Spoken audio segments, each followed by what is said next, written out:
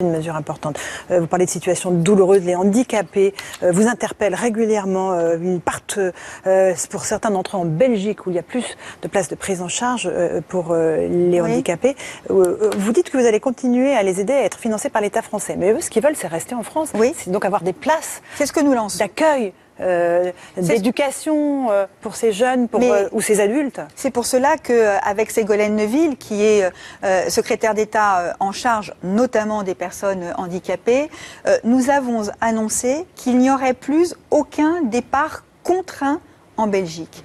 Quelqu'un qui aujourd'hui cherche une place et ne veut pas aller en Belgique n'ira pas en Belgique. Mais il n'a pas de Simplement, place en France. il faut rassurer ceux qui sont actuellement en Belgique. Nous n'allons pas arrêter de financer leur accueil en Belgique. Et si des personnes souhaitent partir en Belgique ou ailleurs, l'État français interviendra et les financera. Mais nous mettons en place ce que nous appelons un fonds d'amorce, 15 millions d'euros qui sont prévus pour aider à accélérer le développement de places, créer dans des centres déjà existants. Soyons concrets, combien de places? Nous allons voir familles, progressivement, mais nous travaillons avec les familles au quotidien et nous allons faire en sorte de venir, en plus des fonds qui sont déjà prévus par l'assurance maladie, pour renforcer les centres existants, créer des places d'accompagnement à domicile, de prise en charge à domicile ou en établissement.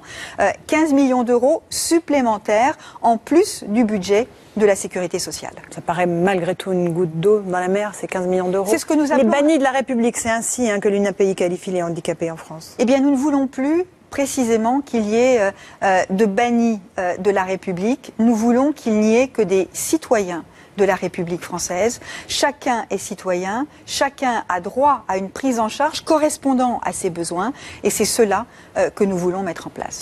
Merci beaucoup Marisol Touraine d'être venue ce soir sur iTélé. Dans un instant, la météo.